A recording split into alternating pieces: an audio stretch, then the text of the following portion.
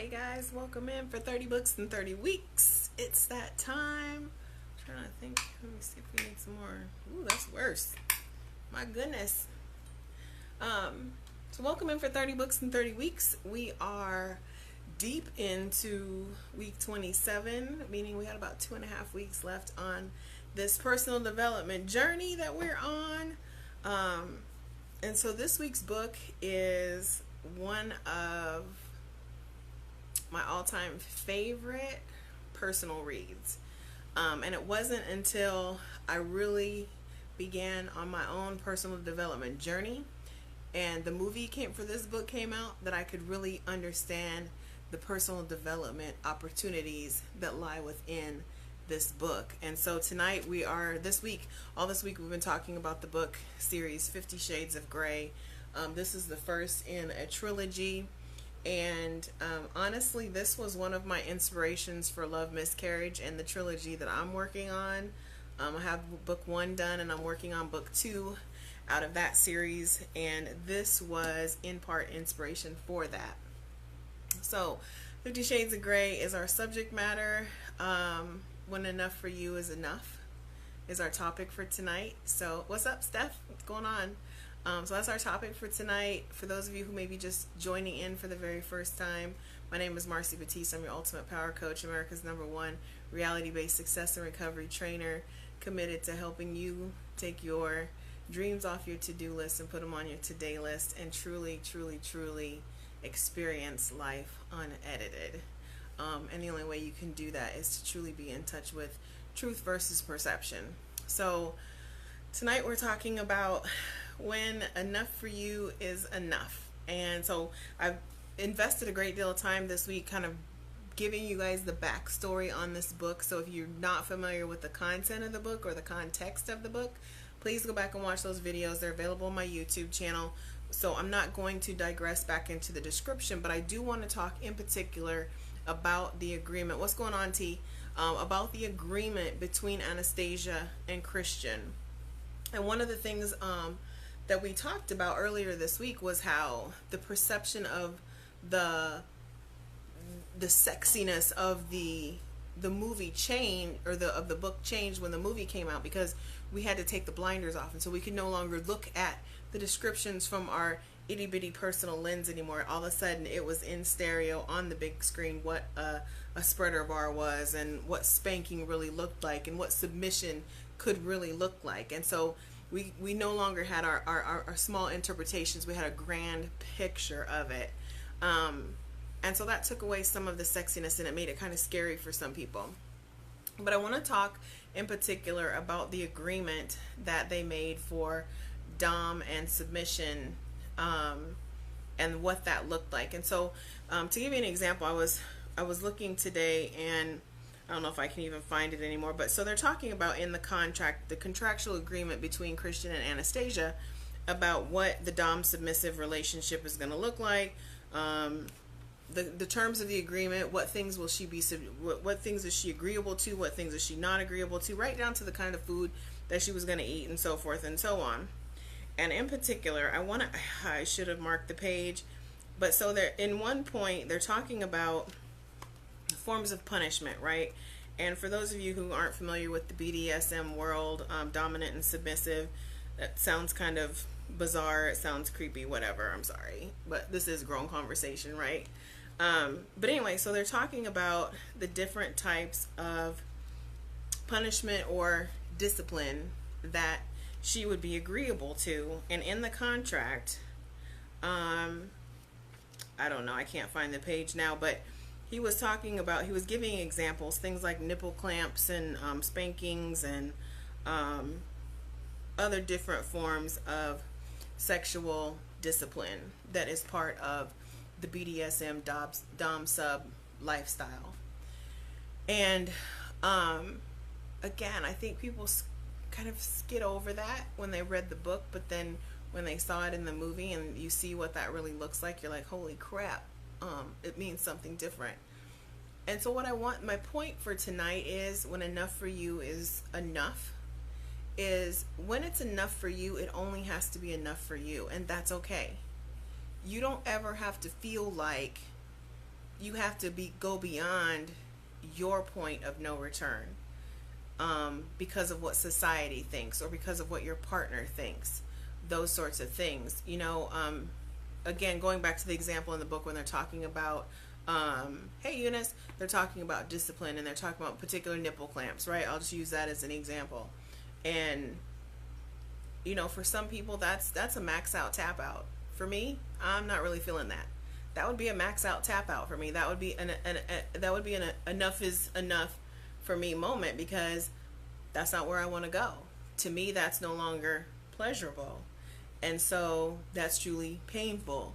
There are other forms of pain that are, more in line with my sexual appetite than something like that would be. It's okay in any instance, whether you're talking about intimacy, whether you're talking about sexuality, when you're talking about career, when you're talking about starting a business, when you're talking about building a relationship. How does it feel for you? How does it feel for you? Granted, there are some times you need to push your comfort zone a little bit, but if you've pushed a little bit and the pain is too great, then that might be your max out tap out. And that's okay. It doesn't have to be okay with everybody else. It has to be okay within you, and you have to honor your own limits. You have to honor your own boundaries. And I think a lot of times we get hung up feeling confident in our ability to set and defend our boundaries. We feel like we have to explain. You don't have to explain. If it's your max out tap out, so what? That other person now has a choice. Do they want to continue to be in relation with you or not? That other business owner may decide, oh, well, she doesn't have a high enough risk tolerance for this line of business, so I don't want that to be my business partner. They have every right to say that. But you equally have a right to say, this is enough for me. I'm maxed out. I'm tapping out. This is it for me. And again, not worrying so much about what everybody else is going to think or what everyone else is going to say. Sometimes we get into situations. I used to say that I would fight for shit I didn't even really want, just because I didn't want to lose, or because I didn't want someone to say, oh, she quit, she gave up. And so I would find myself literally battling for stuff I didn't even want in my life, people I didn't even want in my life. And I had to realize, like, every loss isn't a loss. And one of my favorite lines in White Man Can't Jump is when Rosie Perez says, sometimes when you lose, you really win. And sometimes when you win, you really lose. Sometimes when you lose or win, you really tie. It's all about perception, right? It's all about perception. So stop feeling like because society tells you you need to fight for this, or your family says, oh no, you need to stay in that relationship. He's a good man. She's a good woman. That might be true. That don't mean he's a good man for me. Doesn't make you a bad person. It might make us a bad fit. Just because I'm a good woman, I'm a great woman, doesn't mean I'm great for everybody. I know I'm not everybody's cup of tea. And I'm okay with that. So when somebody wants to tap out, I'm okay with that. I don't try and fight for shit I don't really want in my life anymore because of what other people think. Now, I will stand my ground. I will fight. I will go through the fire for the things that are important to me. I will push my comfort zone for the things that I really, really want. But the things I don't really care about, but other people tell me I should care about, I am not doing all that. I'm not going through that extra step. For me, my enough is enough for me. It doesn't have to make sense to anyone else. And that, like I said, that includes business relationships. It includes personal relationships, intimate relationships, family relationships, community relationships. It includes everything. I'm going as far as I want to go. I'm not fighting for shit I don't want anymore. I'm also not apologizing for wanting shit people tell me I shouldn't have. If I want to go for it, what's going on, Gillette? If I want to go for it, I'm going to go for it. But when I've reached my enough, and my enough is enough for me, that's good enough. That's all I need it to be. And I don't feel the need to have to explain. And so bringing this full circle back to the book and back to Anastasia's contract, you know, she's reading through this contract and she's like, you gotta remember, she's a virgin when she's reading this. She's like, holy cow, like, I don't know what I want to do. Like, this is a lot. So she goes ahead and she signs the agreement. But at multiple stages along the way, despite the fact that Christian said, once you sign this contract is our agreement, all along the way, she gave feedback. And he became open to altering the contract to the point where they never were even abiding by it anyway. It just became a natural relationship. But the thing that you need to understand is his whole reasoning for having the contract was to protect his heart, because he'd been hurt so many times. He'd been violated before. So this was his boundary, to keep people at bay to his comfort level. But Anastasia's like, no, if we're gonna do this, then I want to be all in. I want to be all in. And so slowly but surely, he began to let his guard down. He began to let her in, to the point where what once was his enough changed, and it altered, because he found someone that was willing to go beyond that point of comfort with him, but still allowed him to feel safe.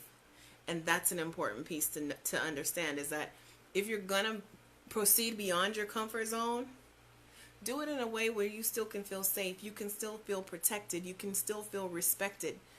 But don't ever compromise what you want or your beliefs because of what society tells you, and push you to a point where you feel like you're being violated, disrespected, or otherwise compromising your needs and your beliefs. That's the message for tonight. So be strong. You're enough. When it's enough for you, that's enough. It doesn't have to be enough for anyone else. All right, keep that in mind, and we'll talk tomorrow more from 50 Shades of Grey, one of my favorite books. All right, talk to you guys later. As always, thanks for being part of the Ultimate Power team, and thanks for living life on Mars. We'll talk soon. I'm out, guys.